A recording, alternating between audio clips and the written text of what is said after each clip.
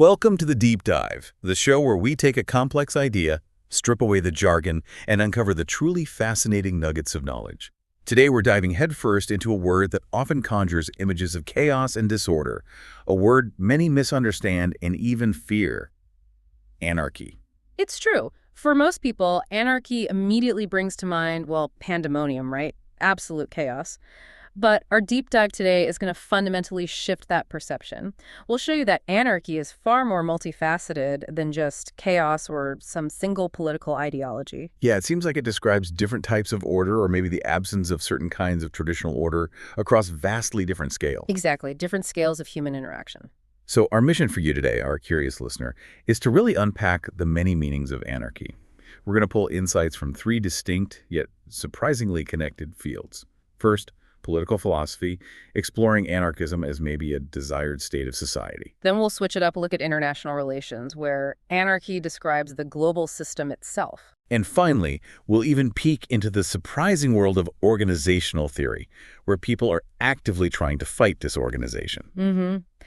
Our goal is to move you beyond those common misconceptions and really illustrate how thinking about anarchy can illuminate the very structures around us. From understanding global power dynamics to seeing how organizations are designed, well, you'll gain a shortcut to being truly well-informed on a topic that's far broader and maybe more relevant than you might expect. Okay, let's unpack this then. We should probably start with anarchy as a political philosophy. It's often the first thing people think of, but like you said, the reality is far more complex than just no government, chaos ensues. Right. The word anarchism itself, it comes from the ancient Greek anarchia, Which literally means... without a ruler. Simple as that. It's a foundational point. Yeah. And it was Pierre-Joseph Proudhon, back in the mid-19th century, who first formally called himself an anarchist. That really marks the official birth of this political movement. So at its absolute core, what's anarchism trying to achieve? What's its big mission? Simply put, it's a political philosophy and a movement that wants to dismantle, well, any institution that dictates to you, controls you, or ranks you, especially the state and capitalism. It advocates instead for stateless societies built on voluntary free associations. Historically, it's often described as the libertarian wing of the socialist movement, really pushing for ultimate freedom. It's fascinating how these ideas, which have roots stretching back to the Enlightenment, really exploded onto the scene. Absolutely. Modern anarchism really flourished in the late 19th and early 20th centuries. It played a significant role in workers' struggles for emancipation. You see anarchists actively involved in pivotal historical events like the Paris Commune, the Russian Civil War, and the Spanish Civil War. Right. And what's intriguing is its resurgence. You see it coming back in the late 20th and 21st centuries, finding new life within anti-capitalist, anti-war, and anti-globalization movements. It keeps adapting, keeps finding new relevance. And within this broad philosophy, you find incredibly diverse schools of thought. It's almost like different dialects of the same language, you could say. That's a good way to put it. Broadly, we can see two main traditions. There's individualist anarchism, which really emphasizes the individual will. Thinkers like William Godwin, Max Stirner, Henry David Thoreau are early influences there. Okay. Then there's social anarchism. This focuses more on society's free potential through equality and social ownership. Names like Mikhail Bakunin and Peter Kropotkin are strongly associated with this branch. And within that social anarchism branch, there are even more distinct currents, right? Each with its own particular focus. Exactly, each with its own flavor. Take mutualism, for instance, championed by Proudhon. This approach aims to abolish the state, advocating for reciprocity, free association, even monetary reform through a bank of the people. It's often seen as kind of a bridge between individualist and collectivist anarchism. Then there's collectivist anarchism, commonly linked to Mikhail Bakunin. This is a more revolutionary approach. It advocates for collective ownership of the means of production, often achieved through violent revolution, with workers paid based on time worked importantly, not based on need. Okay. And Bakunin specifically rejected Marx's idea of a dictatorship of the proletariat, which really set up that famous rivalry between them. Right, the big split. And that brings us to anarcho-communism, which was expanded upon by Peter Kropotkin. This school advocates for common ownership of the means of production, organized through federal networks of voluntary associations. It's guided by that powerful principle, from each according to his ability to each according to his need. It drew significant inspiration from the 1871 Paris Commune. And finally, there's anarcho-syndicalism. What's the focus there? Anarcho-syndicalism views labor syndicates or unions as the primary revolutionary force. The aim is to replace capitalism and the state with a worker-managed society. Its core principles are things like direct action, worker solidarity, and worker self-management, really empowering the workers themselves. With so many variations, it seems like it could get fractious. Was there any attempt to unify these strands? There was. It's worth noting the concept of anarchism without adjectives. This was coined by Fernando Tarrida del Marmol back in 1889. It was essentially a call for toleration and unity among anarchists. It emphasized that despite their differences, they all shared core principles: autonomy, mutual aid, anti-authoritarianism, decentralization. So focus on the common ground. Exactly. The idea was to avoid getting bogged down in sectarian disputes and instead focus on what truly united them. It sounds like anarchism is this vibrant, sometimes contradictory tapestry of ideas. But what about the practical side? I mean, if they envision such a radical societal change, how do they propose to actually achieve it? Tactics. Yeah, that's where things get interesting. Generally, tactics fall into two broad categories: revolutionary and evolutionary. Okay. Historically, the revolutionary approach has included more militant tendencies. Think confrontational actions and what was known as propaganda of the deed. Propaganda of the deed. What did that entail? Well, sometimes it meant revolutionary political violence, even assassination attempts against heads of state, and illegalism breaking laws as a form of protest. Now, it's really important to note that even among anarchists, violence has always been highly controversial. Figures like Emma Goldman and Errico Malatesta viewed it more as a reaction to state violence, not an end in itself. Unnecessary evil, perhaps, in their view. Perhaps, or at least an understandable response. And today, you still see echoes of this in contemporary militant actions, like black bloc protests during large demonstrations. That's the more direct confrontational path. What about the other side of that coin, the evolutionary approach? Right. On the other side, evolutionary tactics embrace nonviolence and more gradual approaches. These involve building alternative social organizations right now. Things like food not bombs, providing free meals, or self-managed social centers creating community hubs. Building the new world within the shell of the old, as they say. Precisely. They emphasize horizontalism, where everyone has an equal say, fostering a truly democratic structure from the ground up, and they practice what called prefigurative politics. Prefigurative, meaning? Meaning embodying the future social structures they hope to create in their present actions. Think of it this way. Instead of just talking about a fairer world, they try to live those principles in their own organizations today. They want to demonstrate what that future could look like right now. So it's not just theory, it's practice. Absolutely. Many contemporary anarchists engage in grassroots movements and mass activism, like wildcat strikes, unauthorized strikes. They also leverage online platforms for communication and coordination, and even develop free software to protect user privacy from state surveillance, embodying their anti-authoritarian ideals in the digital realm, too. Through all these different strands and tactics, what stands out to you as the ultimate, non-negotiable core belief that unites pretty much all anarchists? Without question, it's their universal objection to the state. That's the sine qua non, the absolute essential point. They see it as an inherently illegitimate tool of domination, prone to corruption because of its centralized power, regardless of its political leanings left, right, center. Doesn't matter. So the state itself is the problem? Yes. While they all want to abolish it, how they envision that abolition and what comes next, well, that's where the disagreements arise again. And it goes beyond just the state, doesn't it? Anarchism also delves deep into other hierarchies. Issues of gender, sexuality, free love seem important too. Definitely. They fundamentally oppose hierarchy in gender roles. There was a historical free love current, particularly strong from about 1890 to 1920. It specifically pushed back against traditional marriage, which many saw as a tool for male authority over women, and promoted broader sexual freedom. And you can see echoes of that today. Absolutely. You can clearly see its modern forms in concepts like polyamory, relationship anarchy, and queer anarchism.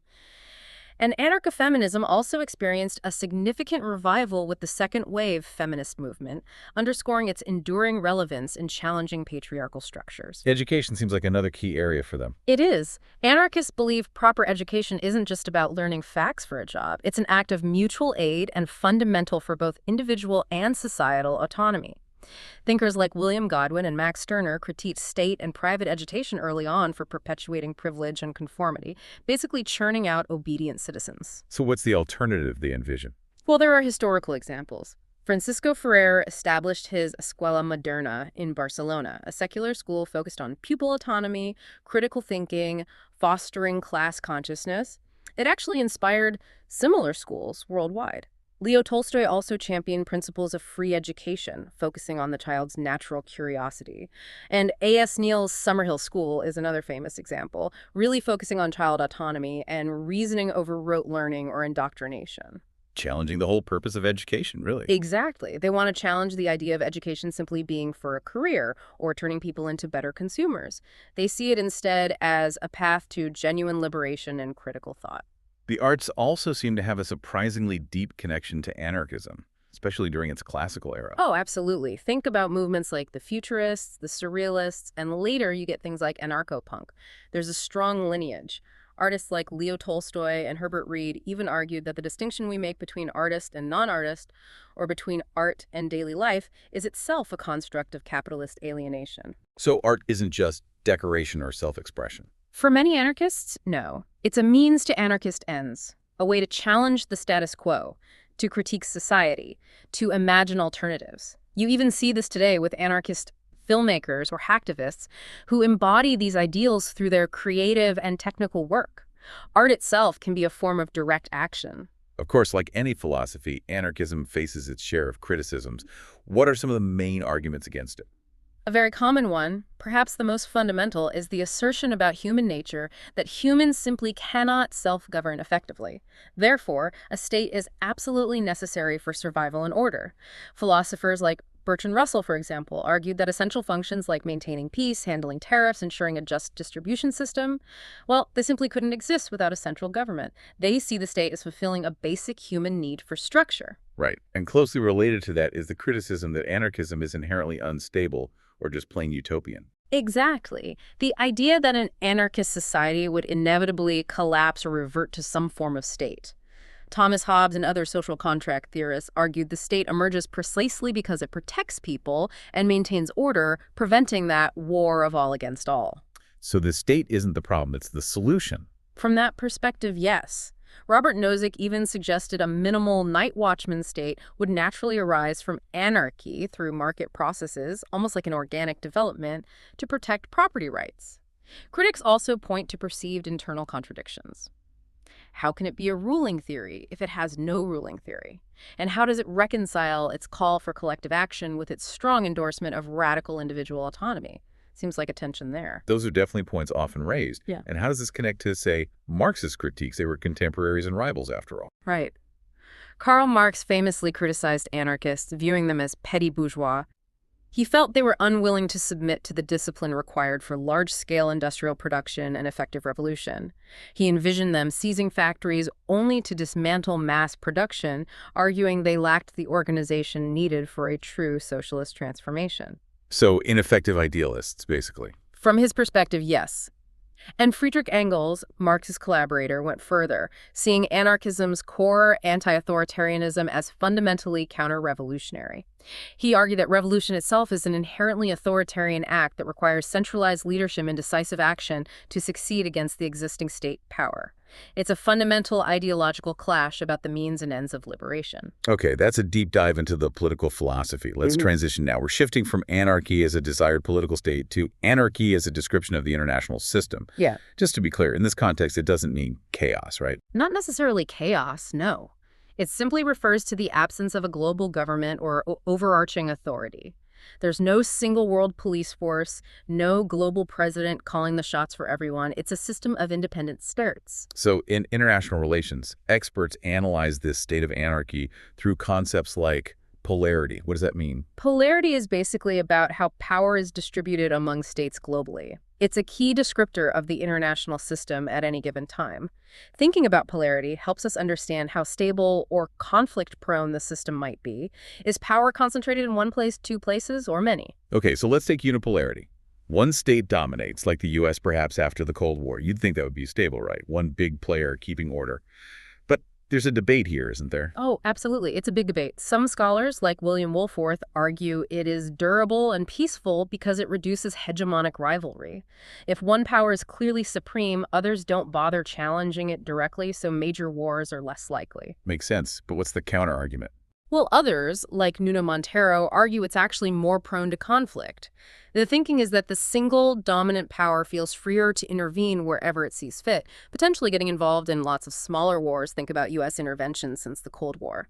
And Kenneth Waltz, a major figure in realism, considered unipolarity the least durable configuration, arguing history shows dominant powers often provoke balancing coalitions against them, leading to instability over time. It's inherently temporary. Okay, so unipolarity is debatable. Then you have bipolarity, two dominant states, the classic example being the US and USSR during the Cold War. What's the thinking on its stability? Well, Kenneth Waltz argued this was actually the most stable system. The logic is that with only two major players, they can monitor each other closely and rapidly adjust to each other's moves, reducing the chance of miscalculation and accidental escalation. Think of it like a very tense, high-stakes chess match where both sides are acutely aware of the other's capabilities and intentions. Direct communication is simpler. But not everyone agrees. No.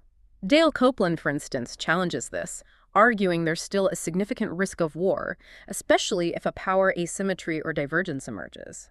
If one side feels it's gaining an edge or falling behind, it might be tempted to act decisively, potentially leading to major conflict. The stability might be fragile. And finally, multipolarity. That's where three or more centers of power exist, like the system of European empires around, say, 1905. It sounds complex. Does that complexity make it more stable or less stable? Again, debated. Classical realists like Hans Morgenthau and E.H. Carr actually viewed multipolar systems as more stable than bipolar ones. Really? Why? Because great powers could gain influence through flexible alliances and could engage in smaller, petty wars that didn't necessarily threaten the core interests or survival of other major powers. There was more room to maneuver, more ways to balance power without direct confrontation between the biggest players. But the neorealists disagree. Strongly. Neorealists, following Waltz, see multipolarity as inherently unstable and conflict-prone, precisely because of the complexity of managing so many alliances. It increases uncertainty. They warn about two dangerous dynamics: chain-ganging and buck-passing. Chain-ganging and buck-passing. Okay, explain those. They sound descriptive. They are. Chain-ganging is when allies are so tightly bound by their treaty commitments that a conflict involving just one member can drag everyone else in, even if it's not in their direct national interest.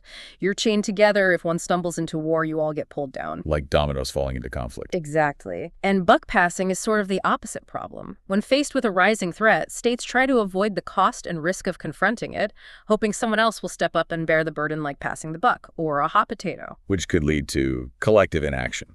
Precisely. If everyone passes the buck, the threat grows unchecked until it's too late. This complexity can also make multilateral cooperation harder, as larger powers might try to negotiate their own deals, potentially excluding smaller states. What's truly fascinating here, and maybe counterintuitive, is the idea that anarchy, meaning the absence of a global government, and hierarchy, meaning relations of super and subordination, basically power differences, are not mutually exclusive. International relations scholar Jack Donnelly makes this argument forcefully. That's a crucial point, and it really deepens our understanding. Hierarchy isn't tied solely to the presence of a formal government. It reflects the actual differentiation of functions and power dynamics between states within that anarchic system. Donnelly explicitly states, and it's worth quoting, hierarchy, superordination, and differentiation in anarchy is not only theoretically possible, but is, as we will see, historically common. So you can have an anarchic system overall, but still have clear hierarchies within it. How does that actually look in practice? You can imagine it visually, maybe like quadrants on a diagram.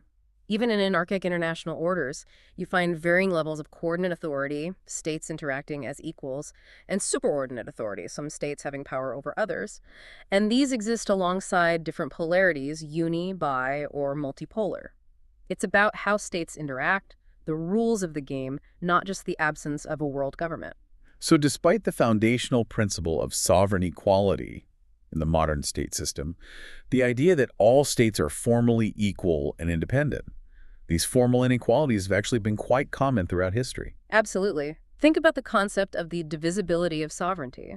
This speaks to the existence of semi-sovereign or part-sovereign states, where sovereignty isn't fully enjoyed or is incomplete. We saw this strikingly in the unequal treaties imposed on countries like China, Japan, the Ottoman Empire, and Siam in the 19th century. They lost control over crucial aspects of their own territory or legal systems. They weren't fully in charge of their own affairs. Not entirely, no. Then you have the concept of outlaw states, states deemed to violate core international norms, facing legitimate limitations on their rights as a result.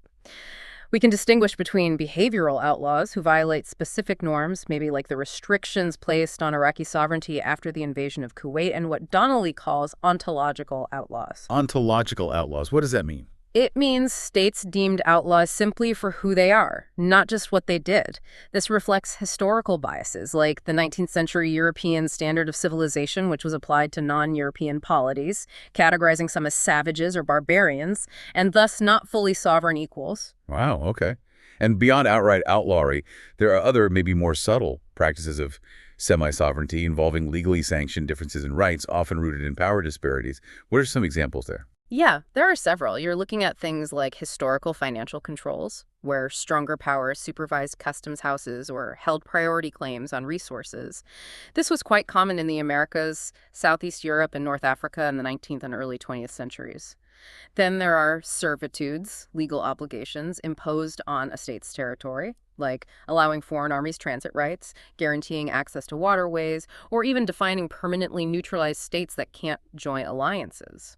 So limitations on what they can do with their own territory. Exactly. Legitimate intervention is another category, an internationally recognized right for outsiders to intervene in a state's affairs, often cited in cases of humanitarian crises like genocide, though highly controversial. And finally, Donnelly mentions imperfect unions, where the constituent parts of a larger entity retain some, but not full, legal personality. Think of the Holy Roman Empire historically, the early United States under the Articles of Confederation, or even, arguably, the contemporary European Union. How so? The EU? Well, EU member states don't have the same unilateral rights to control certain aspects of their domestic law as fully independent states outside the EU framework do. They've pooled some sovereignty. All of these practices create clear hierarchical inequalities, even within the formally anarchic system. And let's not forget the special rights of great powers. Absolutely crucial.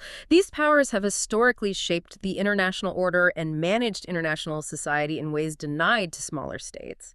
Think about unequal representation in major peacemaking conferences like the Congress of Vienna or the San Francisco Conference that founded the UN.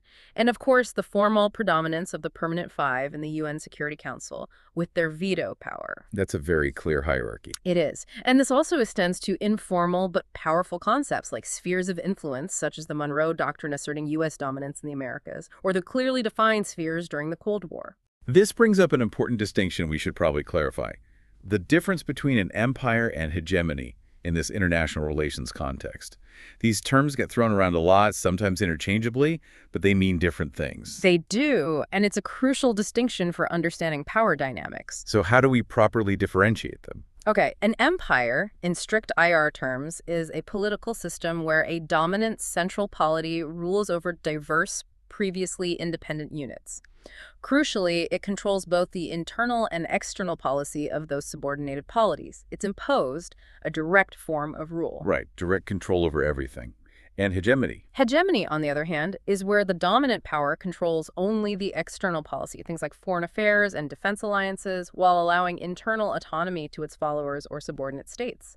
Think of Sparta leading the Peloponnesian League in ancient Greece, or maybe Napoleonic France setting foreign policy for its allies. They influenced external actions but didn't run the day-to-day internal governance. So a lot of what gets called informal empire might actually be hegemony or just influence. Exactly. Much of that talk often confuses rule with influence. For instance, significant British economic influence in 19th century Uruguay or Argentina was likely more a case of converging interests or perhaps hegemony, not true empire, where Britain dictated internal laws. Even something like the U.S. intervention in Iraq, while demonstrating power, is better understood as unilateralism, not empire. The U.S. couldn't dictate Iraq's internal policy long-term, nor could it gain widespread international endorsement for its preferred norms or actions. It lacked that recognized right to rule, internally and externally. Precisely. A state that struggles to get even grudging acquiescence from its main allies for major actions isn't really acting like a hegemon, let alone an empire, in the strict sense. The key difference lies in the degree of control, especially over internal affairs. Okay, this is fascinating. We've looked at anarchy and political thought. Anarchy in the global system. Which brings us to our third lens, the order within organizations. We've gone from the macro level of international anarchy right down to the micro level of human organization. And it seems like here, when people come together, they actively fight anarchy by creating structure. That's exactly right. It's almost the inverse perspective. So what do we mean by an organization in this context? It's not just a building or a name. It's fundamentally people interacting, coordinating consciously to carry out vital roles and achieve shared goals. Definitions highlight this: a consciously coordinated social entity, or social entities, goal-directed, deliberately structured. So the key is conscious coordination and structure to achieve a goal. Yes, and the core problem that classical organization theories were trying to solve was precisely this: preventing disorganization. The idea was, without appropriate administration, organization cannot attain its goals. They saw management as most vital for bringing order out of potential chaos. These classical theorists, Taylor, Fayol, Weber, really laid the groundwork for all modern management concepts by focusing on principles of organization, formal structures, efficiency, and competence. So these early thinkers were essentially the architects of order within groups. Let's start with scientific management, pioneered by Frederick W. Taylor. He's often called the father of scientific management. What was his big idea? What was truly revolutionary about it at the time? Taylor looked at workplaces and saw what he considered uncooperative, unproductive activities, basically, a lack of system, inefficiency, people doing things based on habit or tradition. His big goal was revolutionary: replace that rule of thumb with scientific methods to find the one best practice for every single task. He wanted to optimize everything. Quantify and optimize work. Exactly. He laid out 4 key principles. 1, develop a true science for every element of a man's work. 2, scientifically select, train, and develop the workmen. 3, cooperate wholeheartedly with the men to ensure work is done according to the scientific principles. 4, divide the work and responsibility almost equally between management and workman. Management takes over all work for which they are better fitted, planning, defining methods, and the workmen do the actual labor. And the impact. Transformative. He fundamentally changed business by showing how to increase production dramatically, not necessarily by making people work harder, but by working smarter, more efficiently. His ideas influenced everything from factory assembly lines and automation to modern hiring practices and employee training programs. It's really the birth of efficiency as a management science. Okay, from the micro level of tasks with Taylor, we move to administrative management, associated with Henri Fayol. He was a French engineer and director, right? Focused more on the overall business. That's right. Fayol drew on his own extensive experience managing large companies. He focused on the entire organization and the functions of management itself. He proposed 6 crucial functions of management: forecasting, planning, organizing, commanding, coordinating, and monitoring or controlling. What's incredible is that these 6 functions are still widely accepted as fundamental management rules today. They've stood the test of time. That's remarkable. And he also had his famous 14 principles of management. There are a lot there, but maybe highlight 1 or 2 that really stand out as groundbreaking, even if they seem like common sense to us now. Well, one that always strikes me is unity of command. The simple idea that an employee should receive orders from only one supervisor. Seems obvious now. Right. But imagine the chaos before that was formalized. Conflicting orders, fractured accountability. Fayol brought clarity. It fundamentally simplified the employee's role and clarified lines of responsibility. A simple principle with enormous impact. Another important one was esprit de corps, promoting team spirit and harmony. This shows he understood the human element was crucial for organizational health. It wasn't just about rigid structures and tasks. Many of his principles provided groundbreaking ideas for how managers could interact dynamically with personnel. Good point. And finally, we have bureaucratic management from the sociologist Max Weber. He actually initiated the modern sociological study of bureaucracy, trying to understand it objectively, right? Not just as red tape. Exactly. He wanted to understand why individuals obey commands and accept instructions within hierarchical organizations. He wasn't necessarily advocating for bureaucracy in all cases, but analyzing it as a distinct form of organization. He identified 3 ideal types of authority, or reasons why people obey: traditional authority, based on custom, like monarchy; charismatic authority, based on the leader's personality and seduction of followers; and rational legal authority. And that last one is the bureaucratic type. Yes. Rational legal authority is based on belief in the legitimacy of normative rules and procedures, and the right of those elevated to authority under such rules to issue commands. It's about the office, not the person. Weber saw this bureaucratic type as technically the most efficient form of organization for large, complex tasks. Why did he think it was so efficient? What were its key characteristics? He outlined several. A clear hierarchical structure, clearly demarcated roles and responsibilities, selection of personnel based on technical qualifications and examinations, meritocracy, appointed officials rather than elected, fixed monetary remuneration, salaries, the job being of a full-time occupation with career progression, officials not owning the means of administration privately, and firm discipline and control. Impersonal, rule-based, predictable. Precisely. He recognized that large organizations structured this way could be incredibly efficient and, in theory, fair, because they removed personal whims, favoritism, and arbitrary decision-making. And his principles, like having written rules, clear chains of command, checks and balances, reward systems based on merit, specialized training, are still fundamental pillars practiced in almost all large organizations today, public and private. It's the invisible framework supporting so much of our modern world. So what does this all mean when we put it together? It sounds like, despite criticisms that maybe these classical theories are too rigid, too formal, or better suited for stable environments, they undeniably provide the foundational concepts for modern management. They absolutely do. They represent this fundamental human drive to bring structure, predictability, and efficiency to collective action, essentially, to manage and overcome the potential anarchy or disorganization that can arise when groups try to work together towards a common goal. It's quite a journey we've taken. As we've moved through these different fields, it becomes crystal clear that anarchy, this word often just simplified down to chaos, takes on incredibly nuanced and sometimes, contradictory meanings. Absolutely. From a political philosophy actively advocating for a stateless, non-hierarchical society, to a descriptive term for the existing state of affairs in international relations, and then even down to the fundamental problem that classical management theories were explicitly designed to solve within organizations. The term is incredibly rich and context-dependent. It's genuinely mind-bending when you hold those contrasts together. You have the tension between anarchy as this desired state of ultimate freedom from coercion, which political anarchists pursue, and then anarchy as simply a descriptive condition, the lack of global government that shapes how nations interact, which IR scholars analyze. And then, almost paradoxically, you see how human beings and organizations actively work against disorganization, creating hierarchies and rules, the very things political anarchists often critique precisely to achieve collective goals. It really makes you wonder, doesn't it, about that constant interplay between the desire for freedom and autonomy and the apparent need for structure and order, even if that order creates its own hierarchies.